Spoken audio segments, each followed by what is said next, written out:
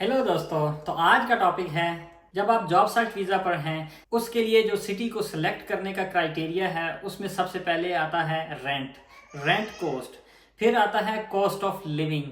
और उसके बाद आप कह सकते हैं कि जॉब अवेलेबिलिटी उसकी इंडस्ट्री एरिया में कितनी है, और जो पब्लिक ट्रांसपोर्टेशन है वो कितनी ज़्यादा है वहाँ पर, ताकि आप पब्लिक ट्रांसपोर्टेशन को यूज़ करते हुए आप जो है रेंट कॉस्ट अगर नॉर्मल है उसको यूज़ करते हुए आप अपने पैसे भी सेव कर सकें और साथ ही जॉब के लिए भी अप्लाई कर सकें। सबसे पहले आता है लाइप्सिश के अंदर जो एवरेज रेंट कॉस्ट है वो 450 यूरो से लेके 910 यूरो पर मंथ तक का है। जो बड़ी इंडस्ट्रीज लाइप्सिश के अंदर हैं वो है लॉजिस्टिक, मीडिया एंड ऑटोमोटिव। जबकि जो बड़ी कंपनीज हैं लाइप्सिश के अंदर वो पोर्शे है, बीएमडब्ल्यू है, डीएचएल है।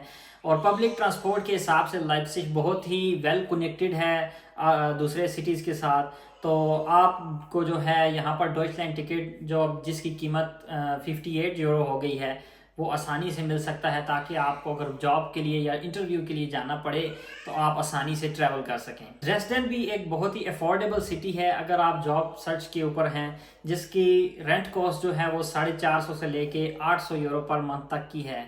और जो इंडस्ट्रीज़ हैं ड्रेसडन के अंदर उसमें आता है सबसे पहले इलेक्ट्रॉनिक्स इंडस्ट्रीज जैसे सेमीकंडक्टर एंड माइक्रो इलेक्ट्रॉनिक्स हो गया, और मैकेनिकल इंजीनियरिंग से रिलेटेड ड्रेसडन में काफ़ी ज़्यादा स्कोप है। तो अगर आपकी फील्ड इलेक्ट्रॉनिक्स की है या इंजीनियरिंग की है तो ड्रेसडन आपके लिए सूटेबल रहेगा। और पब्लिक ट्रांसपोर्ट भी ड्रेसडन की बहुत अच्छी है, ट्राम्स हैं, एस बान है, ऊ बान है, और ये वेल कनेक्टेड सिटी है।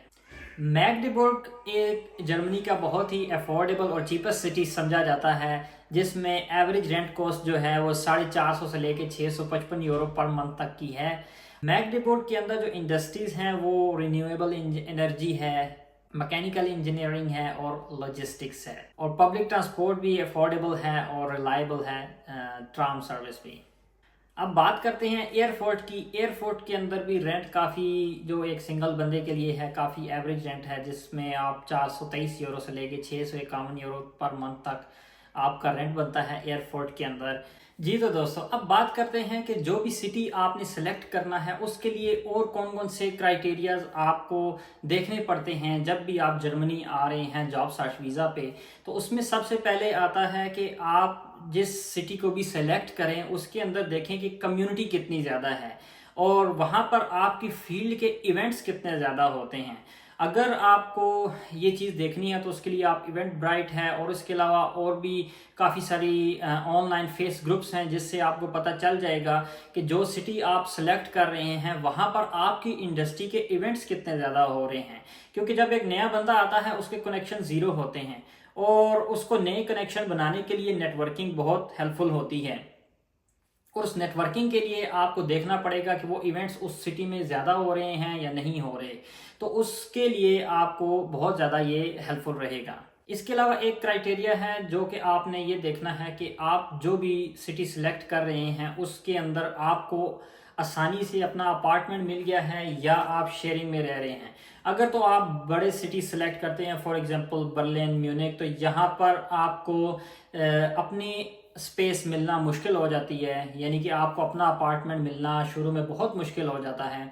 लेकिन आपको यहाँ पर जर्मनी में लैंड करने के बाद अनमेल्डुंग लाजमी करवानी होती है। अनमेल्डुंग आप कह लें एक सिटी रजिस्ट्रेशन है, जिसके अंदर आपको बताना होता है कि आप कौन से सिटी में रजिस्टर्ड हुए हैं ऑफिशियली। लेकिन अगर आपके पास अपना अपार्टमेंट नहीं है और आपको अनमेल्डुंग चाहिए तो आपके लिए एक प्रॉब्लम बन जाती है कि आपको अनमेल्डुंग बड़े सिटीज़ में कहीं और लेनी पड़ती है और आप रह रहे कहीं और होते हैं। आपकी जितनी भी पोस्ट्स हैं वो सारी उस एड्रेस पे जा रही होती हैं जहां पर आपने अपनी अनमेल्डुंग करवाई है।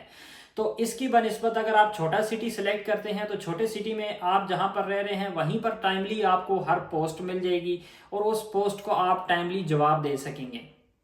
तो ये एक फैक्टर आपने लाजमी रखना है अपने माइंड में कि अगर आप बड़े सिटी को चूज़ कर रहे हैं सिर्फ इसलिए कि वहाँ पर जाएंगे तो इंग्लिश कम्युनिटी बहुत ज़्यादा होगी या इंग्लिश स्पीकिंग कंट्रीज़ के लोग आए होंगे, लेकिन वहाँ के मुश्किलात भी हैं। जैसे मैंने मेंशन किया कि अनमेल्डुंग जो है ना वो एक बहुत बड़ा चैलेंज बन जाता है अगर तो आपके पास अपना अपार्टमेंट नहीं है। क्योंकि आप जर्मनी पे जब आ रहे हैं जॉब सर्च वीज़ा पे, तो आपका पहला मकसद यही होता है कि आप जॉब सिक्योर कर लें और उसके साथ साथ आप अपने पैसे भी बचाएं, या जो आप ब्लॉग अकाउंट जमा करवा के आए हैं वो भी बचाएं। तो वो उसी सूरत में बच सकता है जब आपको एक्स्ट्रा पैसे नहीं देने पड़ेंगे। तो अनमेल्डुंग अगर आपकी अपने अपार्टमेंट में नहीं है, तो जहाँ पर भी आप अनमेल्डुंग लेंगे वहाँ पर आपको चार्जेस देने पड़ेंगे। उम्मीद करता हूँ आपको वीडियो पसंद आई होगी। मिलते हैं नेक्स्ट वीडियो में।